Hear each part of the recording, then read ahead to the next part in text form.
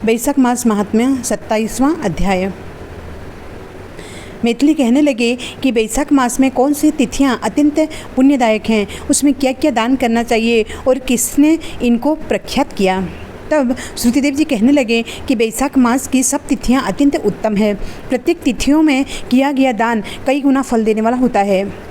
संपूर्ण तीर्थ करने से जो फल प्राप्त होता है वैसा ही फल एक एक तिथि में स्नान, दान, तप, होम, पूजन आदि करने से प्राप्त होता है। कथा श्रवण करने से तत्काल मुक्ति मिलती है। रोगी तथा पीड़ित भी इस कथा के श्रवण से कृत्य हो जाते हैं। जो कोई बिना स्नान, दान इन दिनों को व्यतीत करता है उसको गोबत, कृतघ्न, पितृघाती तथा आत्मघात का पाप लगता है। जल स्वाधीन है तथा शरीर भी स्वाधीन है, फिर स्नान में संकोच क्यों किया जाए। दरिद्री, धनवान, लंगड़ा, लूला, अंधा, नपुंसक, विधवा स्त्री, बालक, युवा सभी को वैशाख मास का सेवन करना चाहिए। जो कोई नीच इस सुलभ धर्मों का पालन नहीं करता उनको नरक का भागी होना पड़ता है। जैसे दही को मथ कर मक्खन निकाला जाता है वैसे ही इस मास की तिथियों को अलग अलग बताता हूँ। चित्र के महीने में जब मेष की संक्रांति हो तब पापों को नाश करने वाली अमावस्या को गयाजी करने का फल मिलता है। अब मैं पितरों को एक पुराना इतिहास कहता हूँ। जब पृथ्वी पर सावर्णी मनवंतर का राज्य था, 30वें कलयुग के अंत में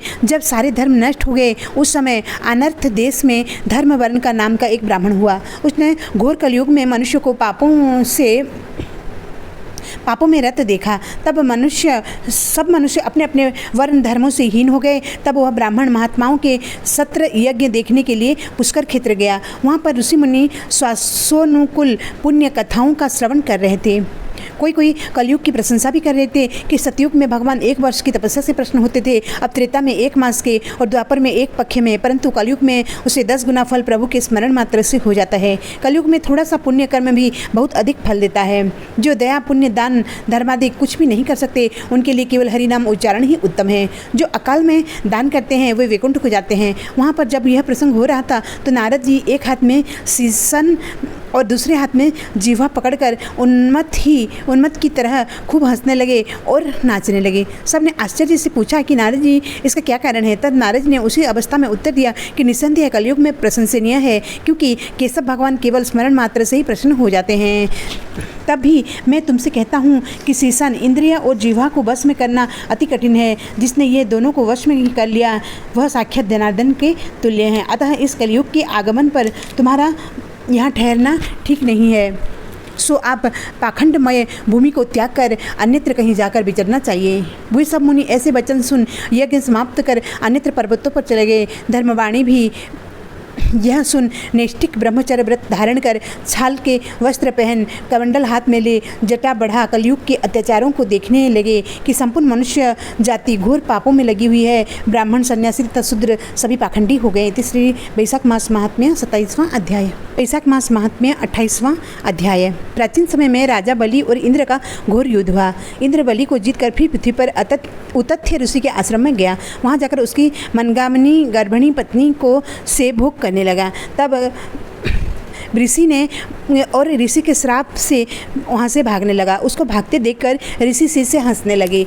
वह लज्जा के मारे मेरू पर्वत की कंदरा में जा छिपा और वहाँ बैठकर तप करने लगा। जब इंद्र कंदरा में छुप गया तो राजा बलि ने अपने गुप्तचरों द्वारा सब बातें जानकर स्वर्ग पर आक्रमण करने के लिए अमरावतीपुरी को घेर लिया और देवता और दिक्पालों की सब विभूति को अपने अधीन कर लिया और देवताओं का सब राज्य भोगने लगा। तब अग्नि आदि देवता दैत्यों से दुखी होकर बृहस्पति जी के पास गए और उनको सब वृत्तांत सुनाया और कहा कि राजा, बिना हम सब देवता अनाथ हो गए हैं, सो आप विचारिए कि स्वर्ग के राजा इंद्र कहाँ गए और कब आएंगे। तब देवगुरु बृहस्पति जी ने इंद्र का रसातल में बलि को जीत उतथ्य के आश्रम में जाना और ऋषि पत्नी के साथ बलपूर्वक भोग करना एवं शिष्यों से अपमानित होकर कंदरा में छुप जाने का समस्त वृत्तांत देवताओं को सुनाया और कहा कि अब इंद्र सच्ची के सहित वहीं पर गुफा में घुसा हुआ है और अपने किए हुए कर्म पर पश्चाताप कर रहा है। तब सब देवता उसी कंदरा में जा पहुँचे और उसमें बैठे हुए इंद्र को देखकर सब कहने सब उसके बल और वीर्य की प्रशंसा विख्यात स्तोत्रों द्वारा उसे प्रसन्न करने के लिए करने लगे। सब देवता कहने लगे कि हे देवताओं की स्वामी, आपके बिना दैत्यों ने हमें बड़ा क्लेश दिया है